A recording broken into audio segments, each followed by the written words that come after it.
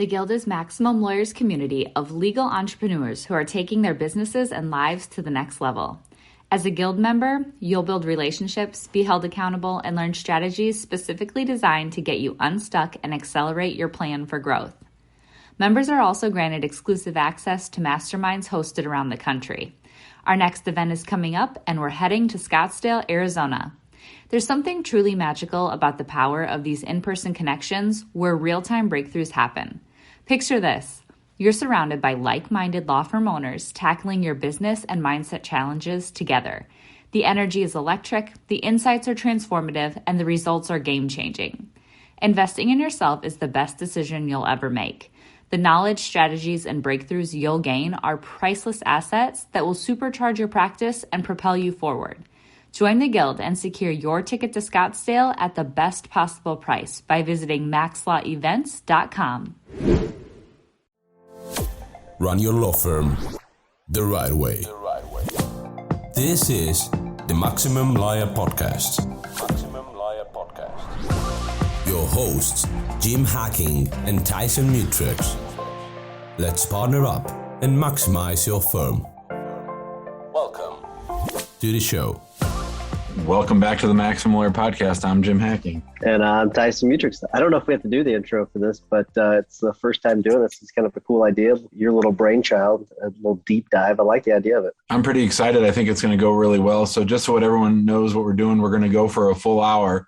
And we have 11 guests lined up. We're going to talk to each of them for 5 minutes. And we're going to try to stick to a really strict schedule. We're going to ask them all about growth. This is all about the successful law firm. What are the things that they've learned in going through growth? What are the things that they've had to overcome? What are the hurdles? All those kinds of things. I think it's going to make for a really interesting episode. Yeah, I think it's going to be a really fun one. It's going to be rapid fire. We're going to get the best of the best. The 11 guests, they're going to talk about successes that they've had, the keys to success when it comes to growth. And I think it's going to be a lot of fun. Do you have your timer ready? Yeah, so I got to figure out how I'm going to do this because, this will work. So let me get the timer ready. And we're going to have to be a little bit rude and knocking people off. So I see people in the waiting room. This isn't going to be like our usual Tuesday events. If you're the next speaker, you're going to be in the waiting room up until the time that you come on. I have a little bell here, Tyson. When we get to the 5 minutes, I'll hit it. Let me get the timer ready, and then we'll welcome in our first guest. This is going to be fun. I agree. I think it's going to make for some interesting discussions too. So, all right. So we'll bring you in. We'll ask you to introduce yourself, tell us who you are, and then we'll just ask for your tips or your hacks on getting started. All right. So our first guest all the way from Colorado is Melissa Shanahan. Hi, guys. Hi, Melissa. How you doing? What's going on? Great. How about you? You both look fantastic. We're good. You look great yourself. Thanks a lot. All right. So I'm going to hit the timer and then you got 5 minutes to go. Tell us everything everyone needs to know in 2022 about growing their firms. You ready? Yeah. No conversation. We'll chime in. Okay. We'll chime in and we're live right now. So we're going to go with it and see how it goes. All right, Melissa Shanahan, thanks for joining us. We are very grateful for the support that you've given to Maximum Lawyer and to many of our members over the years. Why don't you tell us what advice you have for people when it comes to growth in 2022? So I thought about high level, what can I offer that would be really useful in 5 minutes? And here's what I've got. I think that it comes down to two things that are pretty broad and we could dig into any of them or either of them. One is that you have to make decisions ahead of time. That's my working definition for planning. So you have to plan and you have to plan well. So making a bunch of decisions ahead of time strategically. And then the second piece of that is actually honoring the plan. So this almost seems overly simplified, but one of these two spots is where people get caught. They don't do one of or both of them. So when we think about making decisions ahead of time, we often hear about quarterly strategic planning. A lot of people think that's a good idea. A fraction of people actually do it. So strategic planning is a big deal in terms of what are you aiming for, working backwards, how do you think you're going to get there, what decisions need to be made ahead of time so to pull the trigger at certain points. And then now here's the thing, is your plan ever going to go as you planned? No, never. That's not the point, right? So I think people sometimes think it's a waste because either they know themselves well enough to know that they typically don't follow through, or it's just not going to go that way, the way that I think anyway. So what's the point? But truly, if you don't have a plan, then you don't have very specific steps of action to deliver on and to execute on. And so then you'll spin harder than you would have otherwise. There's always lessons learned at the end of trying to execute your plan or executing your plan. There's lessons learned about what you should do, what you shouldn't do. And then that makes you able to plan even better, smarter the next time around. So taking planning very seriously is extremely important. When it comes to honoring the plan, this is where there's so many great people out there who talk about this. Nir Eyal is one of my favorites, Nireyal. He's an author of Indistractable. He talks about the triggers that will pull us off track. And there's external triggers and there's internal triggers. And the majority of the time, like 90-something% of the time, it's the internal triggers that are the distraction. So, and that's because something comes up where there's discomfort. We don't want to deal with, we would rather do anything than the thing we said we were going to do. And so then if we give in to that, that's because we're trying to escape an emotional stance that we have at the moment. We're trying to escape an emotion. So learning how to breathe through some of the discomfort that comes up, whether it's you want a snack and you don't want to do the thing you want to do, or whether it's you're going to go overhaul a system because you don't want to do the thing that you said you wanted to do at that time. Having the discipline and awareness enough to be able to sit through that, take a deep breath, and then do the thing you said you were going to do anyway to the best of your ability. That is a meta skill. And the more you learn that, the faster you'll move towards completing the plans that you had made. And that's when you start to blow your own mind. But most people will flee. So I don't know where we are with time. You're fine. So do you want us to give us an example of someone who you've seen grow lately and how the planning sort of fed into that? Yeah. Well, the Nicolaisons come to mind. They have been consistently quarter after quarter after quarter, getting in a room and shutting the door for a day or 2 days, depending on the retreat, and making plans and learning lessons deliberately, writing lessons on the board and making plans about their future and setting goals that scare the crap out of one or both of them, the partners, and then just one foot in front of the other. And sometimes the retreats are intense and not very fun because it just wasn't the quarter, or for some reason things didn't go the way they thought, or maybe they allowed themselves to get distracted. And then some quarters they just flew. And now I genuinely believe the compound effect of getting in a room every quarter for now 2.5 years is they are flying now, and it's paying off, but it feels like it doesn't early on, but it's the compound effect that really gives way. So they are an example of someone who is stuck with it, had the discipline, stuck with it, and now they're reaping the rewards. Doesn't mean it's cakewalk, but the momentum is much different now for them. Melissa, let's see if we can squeeze in one last question. So big problem that we see is people will start with their quarterly goals, and then what will happen is they won't achieve it in the first quarter and they'll just give up. So what is your advice to those people that they don't hit their goal, which they're inevitably not going to do? So what's your advice to those people? So there's a big difference between being very committed to your goal and being attached to your goal. If you're committed, you show up no matter what. If you don't get deflation isn't a thing that throws you off. That's an internal trigger that's causing you to get off. But if you are committed to it, no matter what, you show up, you keep showing up, you keep showing up. And you know what? If it doesn't happen by the quarter's end, it's around the corner, you keep going. So being attached to it means that you're tying your ability to keep going to the result, but the result's never going to happen unless you're committed. So it's just kind of a backwards way of approaching it, though I totally understand. It's natural. Love it. Very good. All right. We got to say goodbye to you, Melissa. All right. Hi, Elise. Melissa, how are you? I'm good. So good to see all your faces. I know. I love seeing you. All right. I'll talk to you guys later. Tell your baby Bye. I said hi. Okay, I will. Bye. All right. Now we have next up Elise Bowie. She is amazing. She's host of Maximum Mom. Elise, all right. You've got 5 minutes. We're going to put you on the clock. Jim's going to start the timer. There's a bell. So if we hit the bell, he's going to ding it. Tell us everything you know about growth and how you've grown your firm. Whoa, everything I know about growth. Culture, culture, culture. Hire for culture, fire for culture. That's what I know about growth. Like, just bring on people that align with your core values. I mean, 150%. And never, ever, ever make an exception, because every exception is a failure. And I know that sounds so simple in some ways, but it has made a world of difference for us to just hire so strongly for our core values. If somebody is missing one core value, that's a hard no for us, like every single time. And, even when you're feeling kind of pressured and people are at capacity and everyone's like, we really need to hire, we just never will make an exception. And that has made a world of difference in just getting really great people on the team, because I think the growth is all about the team and our team working together and just supporting each other. We've been hit with COVID in our office, even though we're virtual, so we don't really have an office, but we have like 10 or 12 people out with COVID. That's a mess.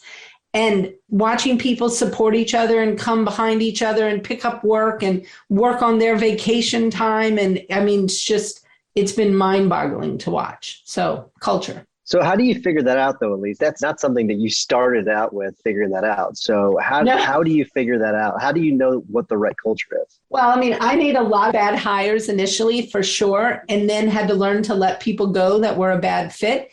And so once we really delineated our core values, then, we really talk about those core values. Like in interviews, we ask questions around core values, circumstances that would bring up core values. We do so much testing on people, like, we do the Jay Henderson testing. We do strength finders. We do Colby. I love to know. I'm a psychology freak, though. So I want to know, like, how my team fits together. Like if I've got an attorney working with a paralegal, I want them to really be matched well, like pick up each other's slack, rather than have two of one thing. So, we move people around too. Like if things aren't meshing, we do a lot of, surveys around how you're getting along, how are things working? And we really look at their work product too. Like, do they flow well together? I really love all of that, just psychology of understanding people. And so, really getting to know your people and putting them through a lot of, we go through probably 3 layers of interviews. And then, like I said, all the testing. So, I know a lot about my people when they're coming on board, and I personally spend time talking to them, when they're coming on. And I don't know. I think I have a good read on people for the most part. I really do understand people just because of my guardian ad litem work. I've spent so much time interviewing people in really high stake situations. So I don't know. So I think that we are just very people oriented and like really about the psychology of how it all works. So you mentioned the core values. Are the core values something that you came up and you said, hey, team, this is what our core values are? Or is this something that you came up with your team together and you all came up with those as a team? I came up with some of them initially. Some of them definitely emanate from me, and then others were a team thing. We probably have, I think, 7 core values, and I would say 3 of them emanated from me, and then the others we've come up and we look at them every quarter, and we really look at them annually. We're in the process of we're in the middle of our annual meeting. We do 2 days. We've done 1, so we have a second day, and we really look at them and make sure that we're still kind of aligned around our core values. And that's what I was going to ask you about next, is actually, how do you make sure that you all are following your core values? That's the last thing. You're going to have to sneak that one in. Well, I do it by really asking myself very directly. When I'm addressing, let's say, a problem in the office, I read my core values and I'm like, am I addressing this in a way a leader who has these core values would act, and really making very concerted efforts to do that. And we talk about them all the time. We use the language from our core values as part of our shared lexicon and our shared vocabulary. Like radical candor is one of our core values. And we will talk about it. Like when I go to have a tough conversation, I will say, as part of our radical candor, we are going to have this tough conversation. And do you know what I mean? And we bring up the vocabulary all the time. Love it. All right. We got to say goodbye to you, Elise. Thank you so much for sharing. Really, really appreciate it. Hi, Elise. Bye, guys. All right. Next up is Russ Nesovich. All right, Russ, you've heard us so far. We are talking about growth. We want to hear from you. You got 5 minutes to share. What do you want the world to know about what it takes to grow a practice or a business in 2022? Yeah, great question. Thanks for inviting me. I think I'm here to make everybody else look really, really smart, but I'm happy to be here. So I think that my theme really for 2021, where we doubled from 2020, and now in 2022, where we plan to double again, is it's all about, and none of this is anything that you guys don't already know. In fact, I think I learned it from you. It's systems and processes, it's hiring, and it's consistency. We really started to grow when I started to hire. When I started to take some of the minutia of literally answering phone calls and scheduling meetings and moving things around on my calendar myself, and hired somebody in January of 2021 to do all that for me, it is no surprise that in 2021, we doubled, because it got me away from doing that garbage and let me focus on the other things. Systems and processes. Here's how we do things. Here's how we move a client from point A to point B. Here's how we get them through the pipeline from being a prospective new client to being a client to being a completed, done, and happy client who's left us a 5-star review, and all those steps in between. And then consistency of doing YouTube videos, consistency of doing webinar marketing, consistency of doing outreach to people.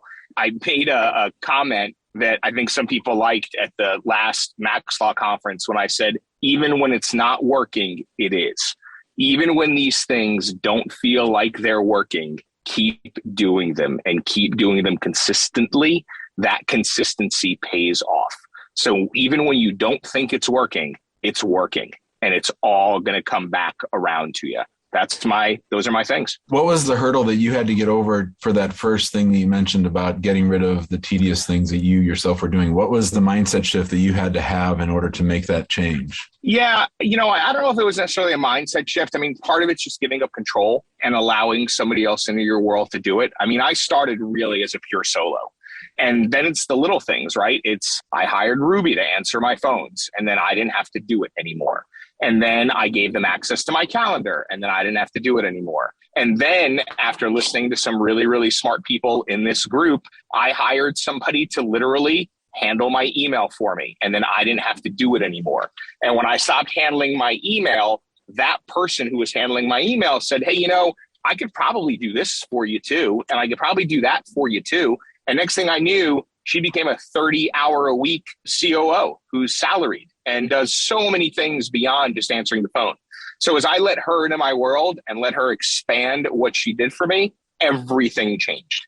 And what advice do you have for people that are sort of sitting on the fence or maybe going sort of slowly towards delegating more and more? Yeah, start slow. We hired an attorney 5 weeks ago and fired them last week because it didn't work out. So, and I went all in. Like, I hired my first full-time associate. Literally that day, I got an email from someone else who was interested in the position because I hadn't taken the position down yet. We're probably going to extend another offer within the next week or two. That offer is going to be for 15 to 20 hours a week. And we're going to bring them in and we're going to go slow and we're going to be smarter. I mean, some of that was our fault. Some of it was the fault of the person that we hired. So you don't have to do it all at once. You don't have to hire a full-time 40-hour-a-week COO or an executive assistant. Start by hiring somebody to answer the phones and then hire someone to do a little more. Awesome. Thanks so much, Russ. Thanks for joining us. It was great having you. Thanks, guys. You got it. Thanks, Russ. See you, buddy. Take care. Bye. I'm liking this format so far, Tyson. How about you? Hey, buddy, I am too. So, Jay, with Real Talent Hiring, we've already had one mention of you today, so that's fantastic. Tell people your keys to success when it comes to growth and expanding and scaling the business. Absolutely. Hey, it's great to be here. Thank you. Growth has been great. And by the way, I really like what everybody's been saying and appreciate what Elise Boo is saying about culture and hiring and Russ as well. So good stuff. For me, it's about hiring. I mean, I've got to say hiring for one, right? It's absolutely critical who you hire. And when it comes to core values, it's a matter of how do you know they've got those core values? And I think that's sort of what you were asking a little bit, right? So also, for me, it's customer service. I mean, I'm absolutely huge on making sure that my clients get exactly what they want, that they know what they're supposed to be getting, that they get what they want, and that service is there for them. I'm reminded of an interview that was done many years ago, pre-dot-com bust of Jeff Bezos. Amazon was like 5 years old. They were the darling of, I don't know, whatever internet world was going on. And he was being interviewed by this guy that kept saying, you're an internet play and there's this dot-com bust, and aren't you worried about what all of the investors are thinking? And he said, no, don't invest in a company that's going to be an internet company. He goes, I don't want to be an internet company. He goes, my goal is to be the best customer service company in the world. I found that to be really interesting, that was his whole goal from the beginning, to be this phenomenal distribution channel and killer customer service business that gave people what they wanted when they wanted in a way that was easy and whatnot, right? So if you can start to measure, build some kind of a customer service index score, like do a survey, get in front of your clients and ask them how things are going. And then another thing I would do, I would survey my clients. And another thing that I would do would be I would get my team, I would score myself on a regular basis. I would do some kind of a 1 through 5 or some kind of a 1 through 10 scale and score myself. How effective am I in terms of customer service?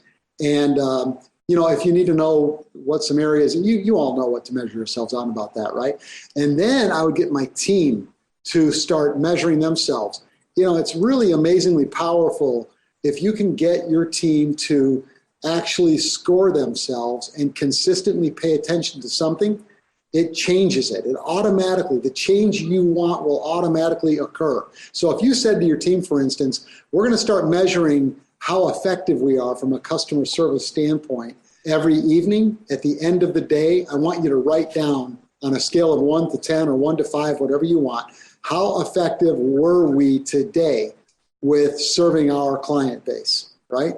And if you would do that for a week or two, you would find that even your employees who may not naturally be very customer service oriented, they would shift and they would get more focused on that, which would naturally create the change that you'd want to see around customer service. So I think surveying yourself and checking that out and getting your team to pay attention to it by scoring themselves will make a big, big difference and help drive referrals, which would be my next point about what can we organize to literally drive referrals so that we can grow in a natural, organic way. And if customer service is stellar, that will happen somewhat automatically, but you can also build a system around it and really be powerful. I love that. So you mentioned the core values earlier, and what's the process you go through with the companies that you deal with and the actual potential employees? How do you align those core values? So, I don't actually take clients through the core values exercises. I can, it's just not part of my main offering, but I do have a total answer with that. And that is that because I measure how people think and make decisions, if you were to tell me, here's my list, like Elise has 7 core values, if you were to give me your core values, when you're talking to me about who you're trying to hire, if I've measured that person, I can tell you where they will align and where they will not, and whether that will change or not. So that's how I do it. Excellent. Very good. Jay, thank you so much. Been great. We got to kick you off. Got to go to Adela next. Thanks, Jay. Thanks, Jay. All right. See you guys.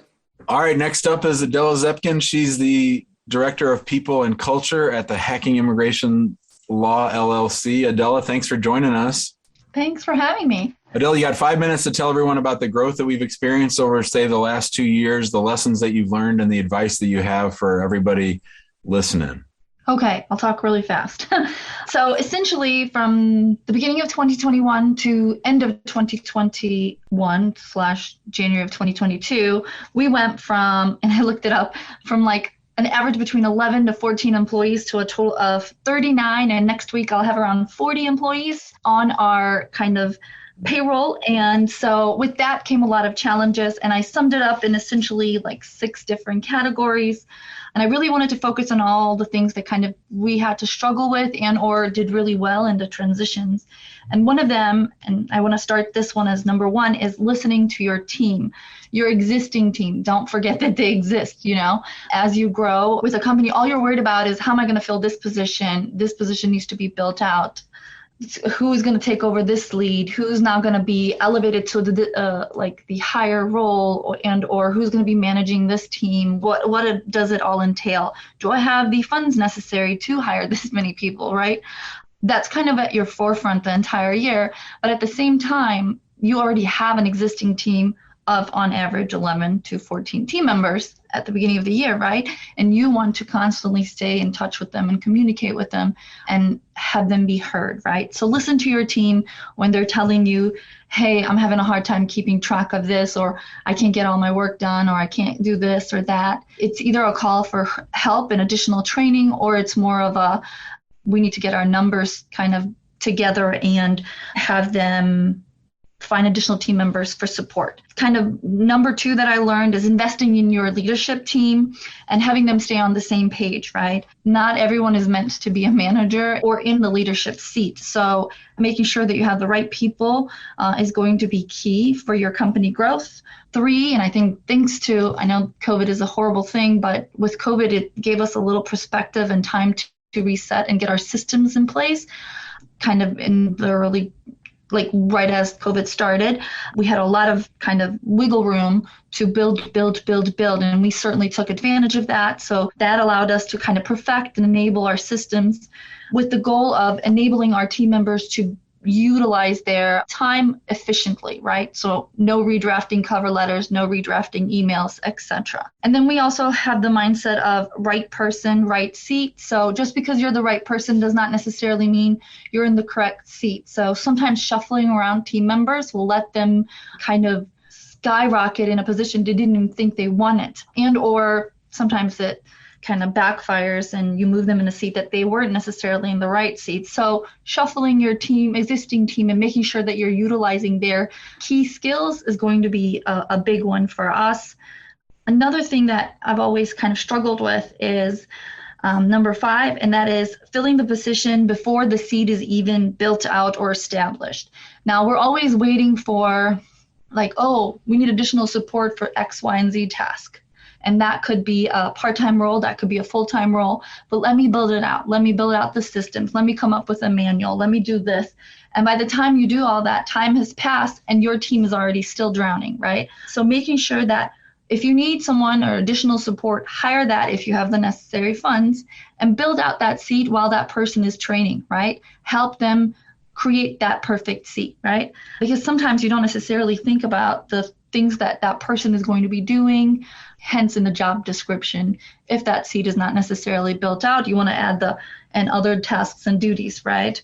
And then overall, I think the last piece I would give is invest in your team, continuously educating them and giving them time to shine. So letting them grow into the position that they are capable of growing to, right? So making sure that you commit that 30, 60, 90, that you check in again at 6 months and making sure that they're at their full capacity and utilizing the skills that they bring to the company.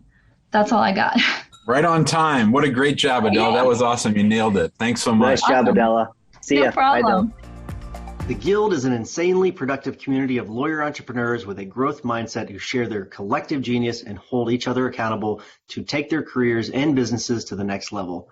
But in 2021, we are upping the game. In addition to exclusive access to the group, FaceTime with the two of us, discounted pricing for live events, and front seat exposure to live recording and podcasts and video, we are mapping out for members the exact growth playbook with our new program, Maximum Lawyer in Minimum Time. As a Guild member, you'll build relationships and experience content specifically designed to complement your plan for growth. For a limited time only, the Maximum Lawyer in Minimum Time program will be offered for free to all new Guild members. Join us by going to maxlawguild.com. All right, next up we have the good old Ryan McKean. Ryan, you have 5 minutes. Tell us about the growth of your firm, the keys to growth, and how you've scaled it. Our firm has grown really from me to me and a partner and assistant, and we're now at 19 people. We're probably going to be up to about 30 people by the end of the year. We're actively hiring 9 positions right now. So growth both has been slow and sort of feels exponential. It just is like you do the right things over time and you get traction as you grow and you sort of get some lift. So I would say we made our first hires of full-time people just 4 years ago. And now we're like running out of space for our people again for the third time. Elise mentioned earlier culture, and you talk about culture all the time. How do you make sure with that growth that you're having that you maintain that culture? I mean, my job as CEO is to consistently repeat myself, repeat values, remind people of values, lead through values, and onboard them. I think the onboarding process is just so critical. That's when you really have someone's attention. And how are you treating them? What are you showing them? What are they seeing as they're coming onto your firm? And, how are you explaining the culture? I think that there needs to be a lot of conversations surrounding those things prior to somebody doing legal work or their job. I wonder is after you have repeated yourself 30 times to someone, do you ever get what the hell does this guy even do anyways? He doesn't even do any legal work. This is one of the things with growth. One of the things with growth is you as a leader have to understand that the situation is changed, and what maybe you were doing yesterday, you should not be doing today. And I'm currently in a transition phase. I have a lot of legal work in my firm, which may surprise people, but we are actively hiring to take that off of my plate. So they know what I'm doing. I try to do excellent work because being excellent at what we do is one of our values as well. And to show that, to model that, so to speak. Do you ever get any resistance from your team about you taking some of those legal tasks off your plate because it's going to give more work to someone else? And if so, how do you deal with that? No, my team is like, Ryan, you're doing way too much and you need to be doing less. And they want, they have buy-in. They have buy-in to our vision. You have to talk about vision. You have to talk about where you're going. And when you get that buy-in, they're like, oh, this is how I fit into this. This is my opportunity. And what can I help with? What can I take off of you?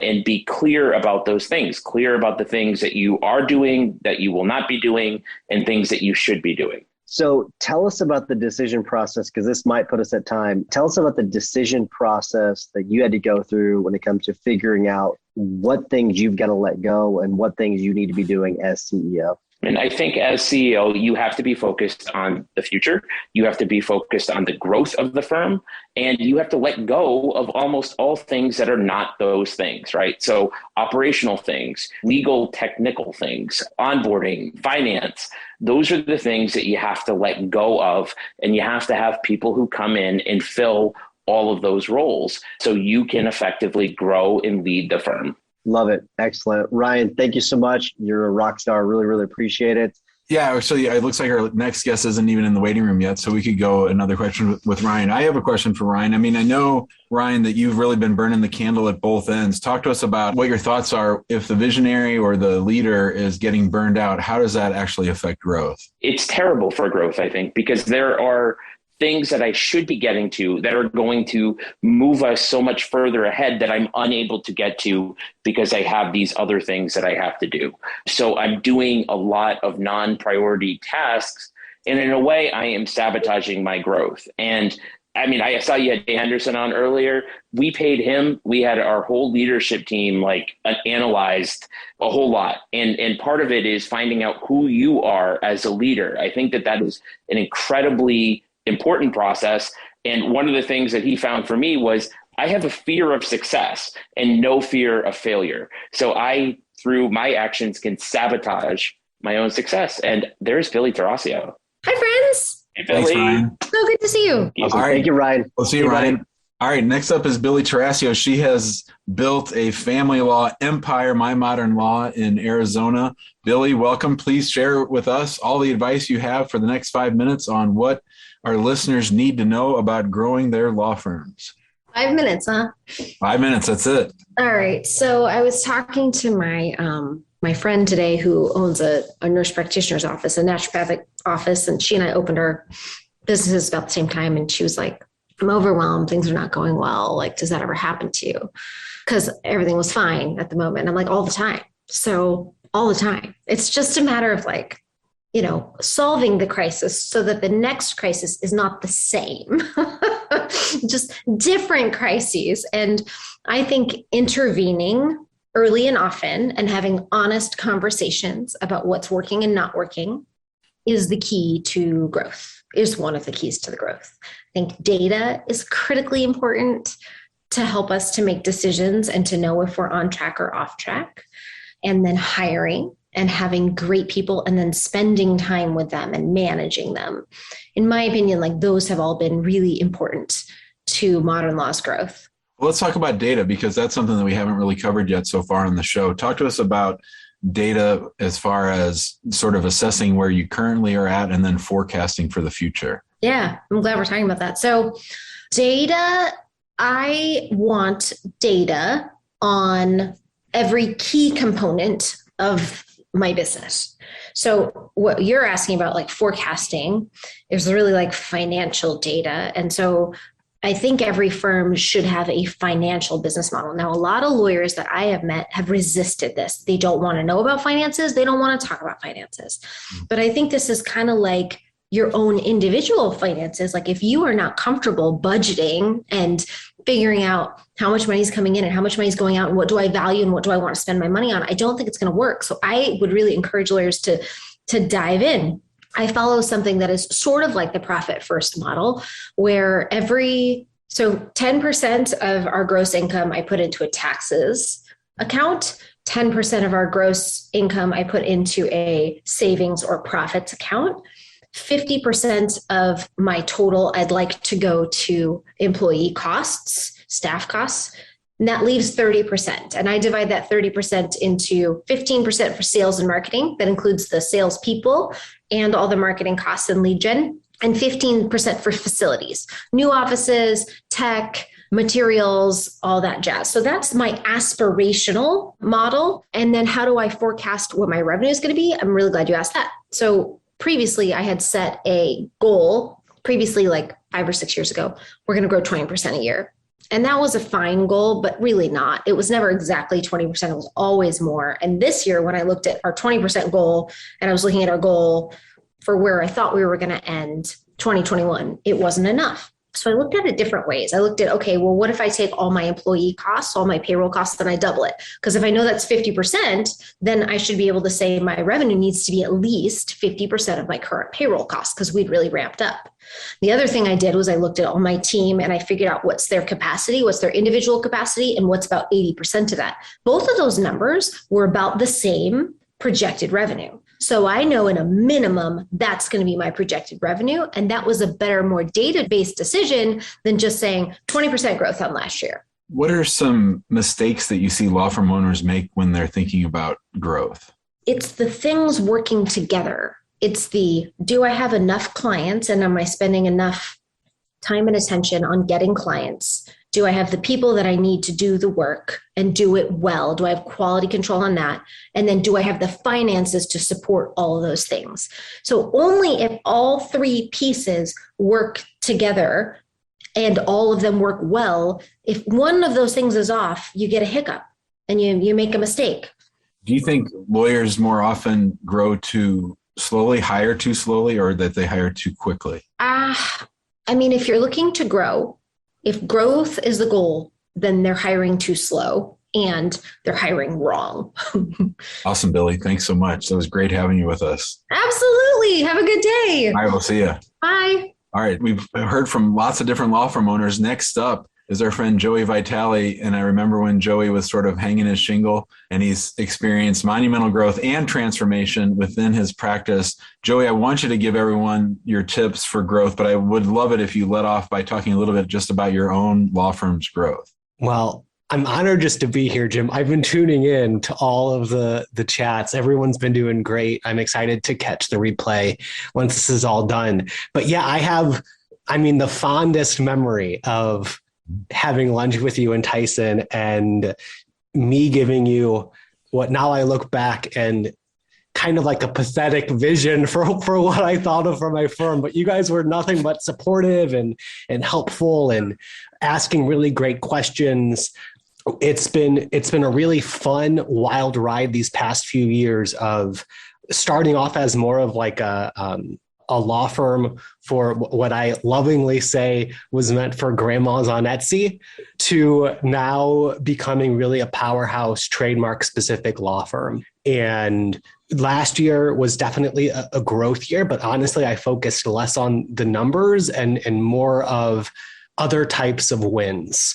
Like, how can we make sure that our leadership is doing more leadership team related tasks and less of the other stuff?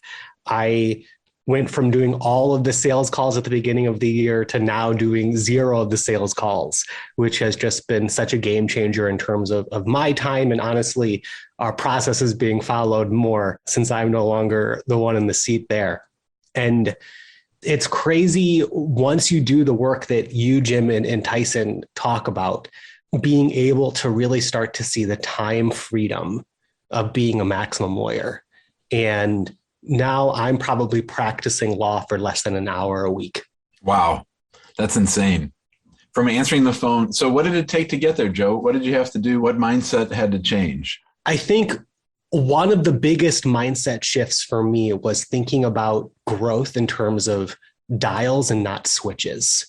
Meaning, instead of saying, how can I go from not doing any calls when I'm doing all of them right now to how can I train someone to maybe do these calls when I can't, when it's close, to how can I do 50% of the calls, to how can I get out of it completely, and really setting more of like a dial-based plan for getting to where I eventually want to go versus saying, I'm going to make this huge kind of flipping a switch change in our processes and just hope that it works and the team is going to hate me when we flip this switch or try to.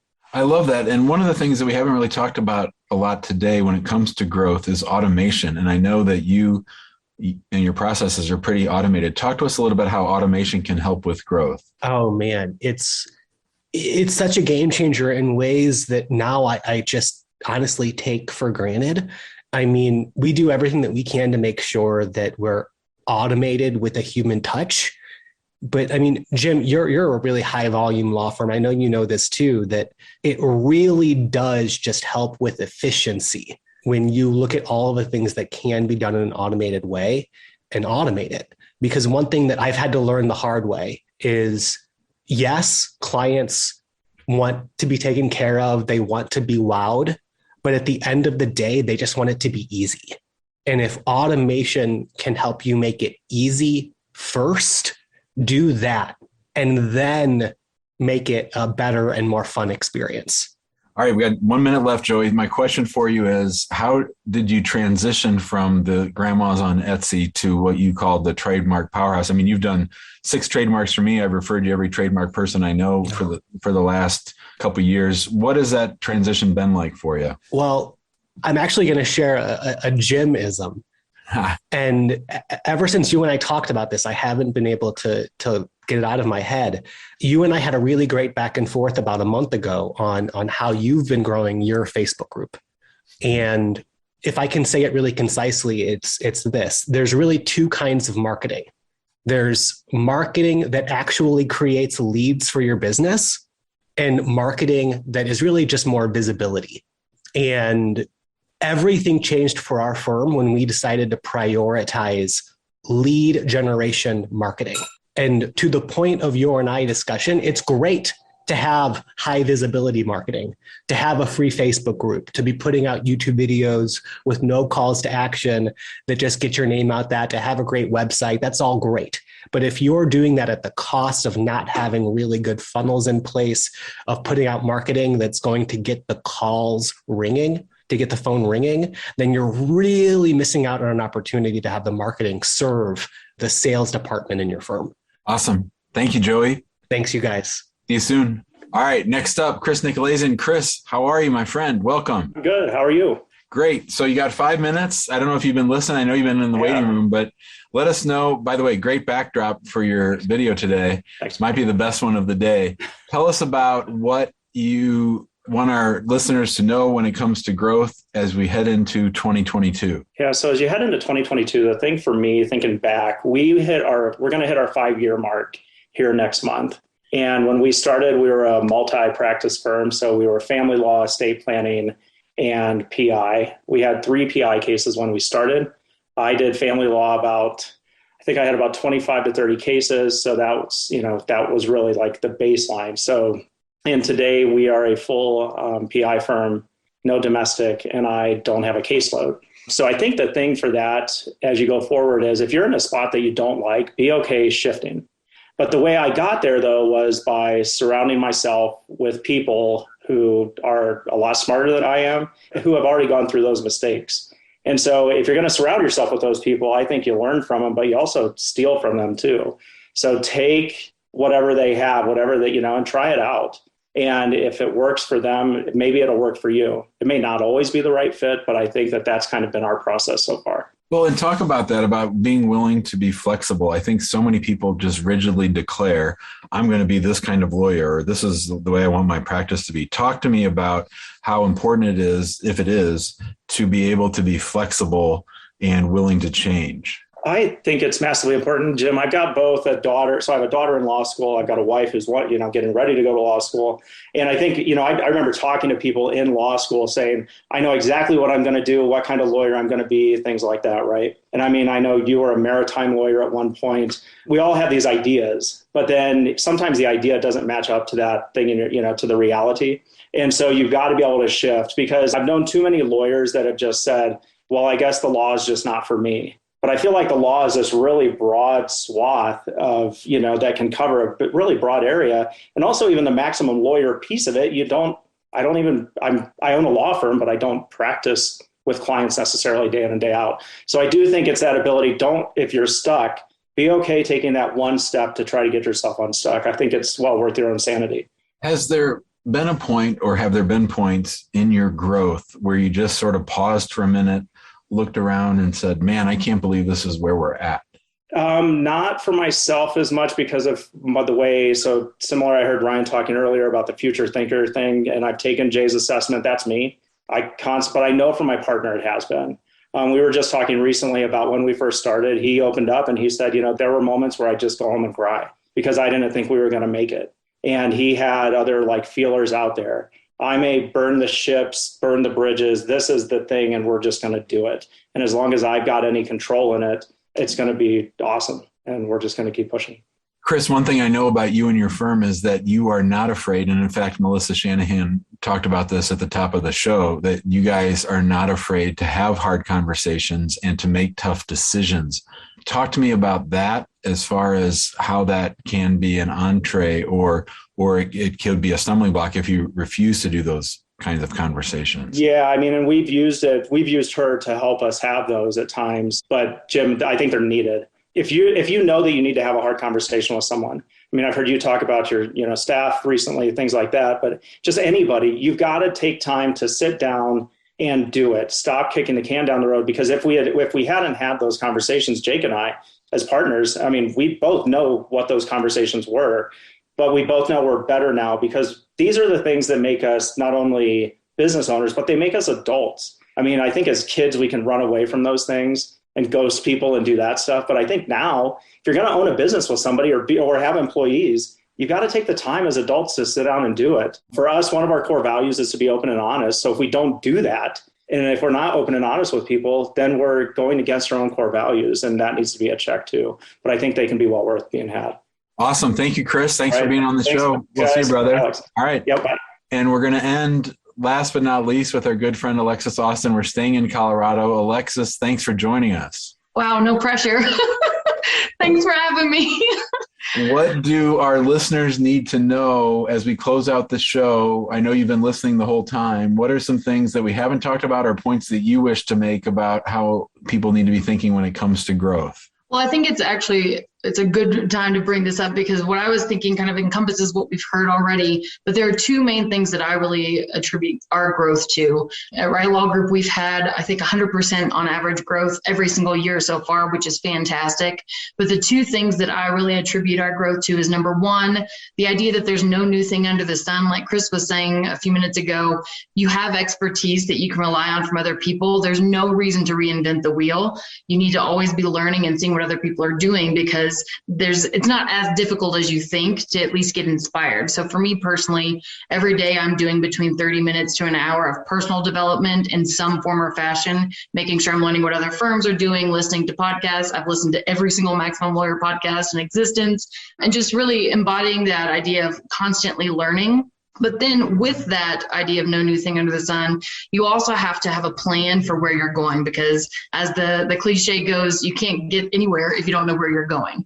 So what I've really tried to do is I've tried to look at what other people are doing. Steal, like Chris says, our Maximum Lawyer group especially is great about saying, yes, here's what I do, here's what I have. I'm willing to share resources. But the next component of that really is mapping out where you want to go. And to Chris's point of being flexible, you can have flexibility and change things over time, but there has to be a destination that you're aiming for. I'm a very goal-oriented person. And so what I've found is if you combine the expertise of other people with your goal setting, you can just go exponentially further than you otherwise would. For example, I'm a big fan of being the dumbest person in the room. I want to be the one with the least amount of knowledge. So I hire experts in marketing. I have my marketing team that they're the experts. They tell me what to do. I put it out there. I hire experts in financial planning. I have a fractional CFO. Every month we get together, we get our goals set. We mark exactly where we're going. We divide everything up. I do a profit first breakdown, kind of like Billy Tarasio, because I steal from everyone. I think it's a little bit of a point of pride, because I'm like, well, I know that this is taken from Jay Wayne, this is taken from Billy Tarasio.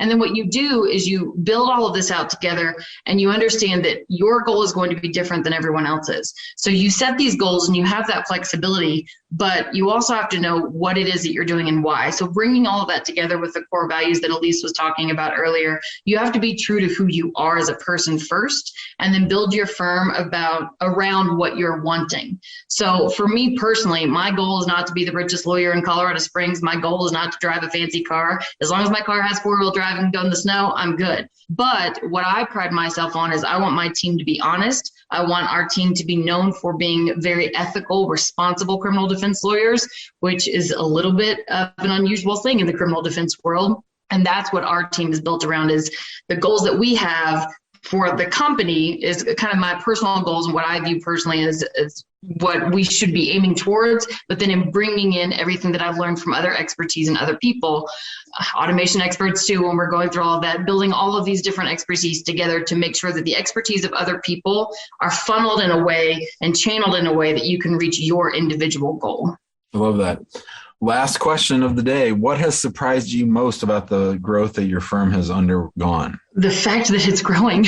I mean, honestly, what surprised me most is that and I think Ryan was talking about this a little bit earlier, the more I pull myself away from the day-to-day legal work and the more I focus on building up something bigger than me, outside of just me, building up our core values, building up our team, building up the customer service component of our firm. What's most surprising is the more I build others up, the more our firm grows.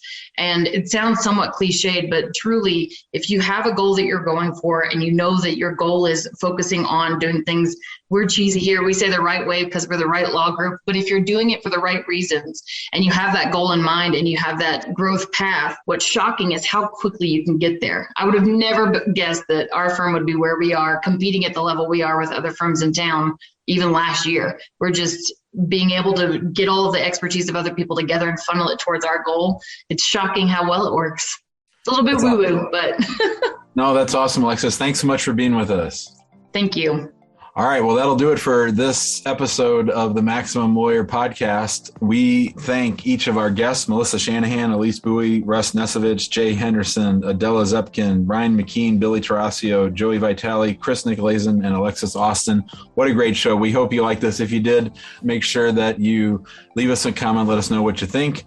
If you have a topic that you'd like us to cover next month, we really like this round robin, rapid fire approach. We feel like you got a lot of good value in the 5 minutes that each person shared. We hope you feel the same way, and we'll see you next time. Thanks so much. Thanks for listening to the Maximum Lawyer Podcast. To stay in contact with your host and to access more content, go to MaximumLawyer.com. Have a great week and catch you next time.